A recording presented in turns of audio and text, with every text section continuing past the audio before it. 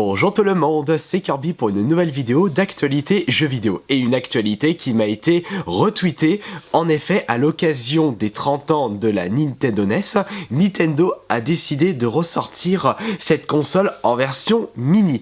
C'est-à-dire qu'elle sera de la taille d'une cartouche NES originale.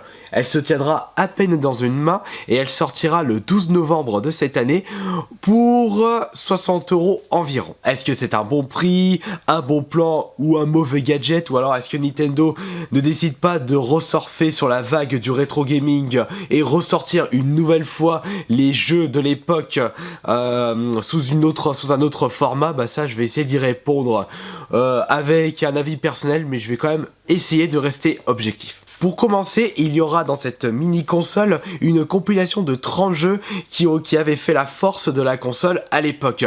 On garde du très grand classique comme les Mario, les Zelda, les Castlevania.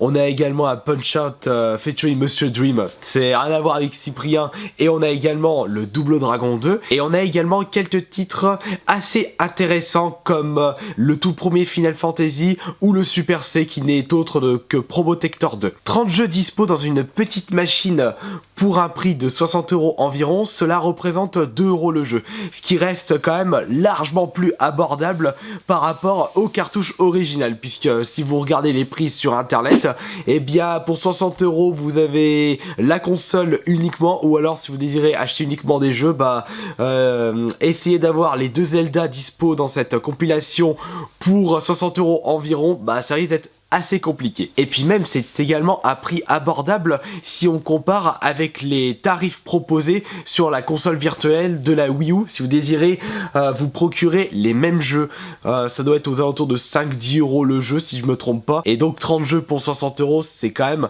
largement plus abordable.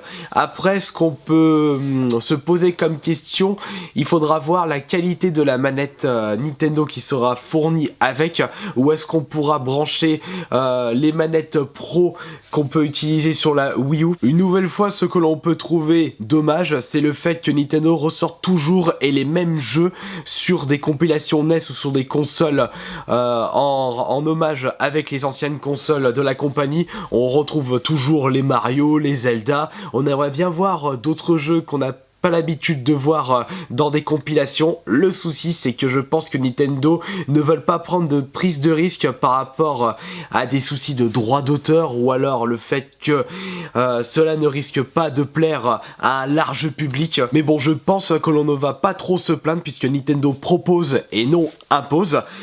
Vous avez parfaitement le droit et le choix d'acheter plutôt la NES d'origine avec les cartouches d'origine, ou plutôt si vous désirez ne pas trop dépenser tout en jouant comme à l'époque, en investissant sur ce petit joujou à prix très abordable.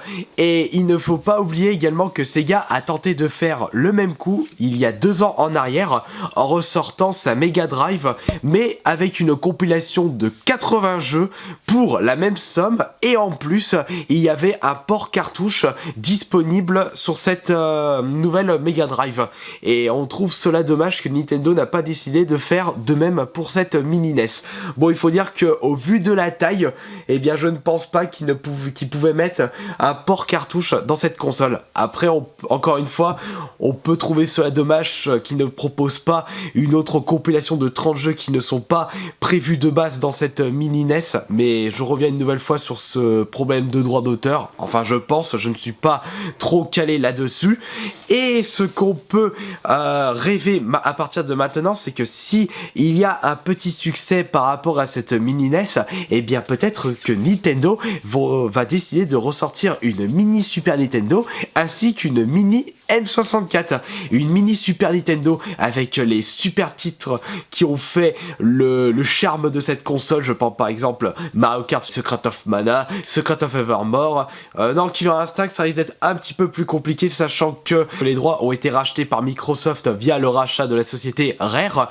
Et encore une fois, on revient à cette problématique au niveau des droits d'auteur, et ça va être pareil s'ils décident de ressortir une mini N64. on aura seulement les compilations de jeux vraiment full Nintendo, où ils sont vraiment sûrs d'avoir les droits à 100%, mais ça fera déjà un beau paquet de jeux à proposer. Bon alors, dites-moi, est-ce que vous allez être intéressé à acheter cette mini NES? Moi personnellement, eh bien, pourquoi pas, et pourquoi pas, du coup, par la suite, vous proposer une vidéo d'unboxing et également essayer cette console pour savoir si vraiment elle a du potentiel. Voilà, bah merci beaucoup d'avoir regardé cette vidéo d'actualité jeux vidéo, et n'hésitez pas à retweeter des actualités de jeux vidéo où vous souhaitez que je vous donne mon avis là-dessus, comme l'ont fait plusieurs personnes avec cette actualité. Voilà, à la prochaine!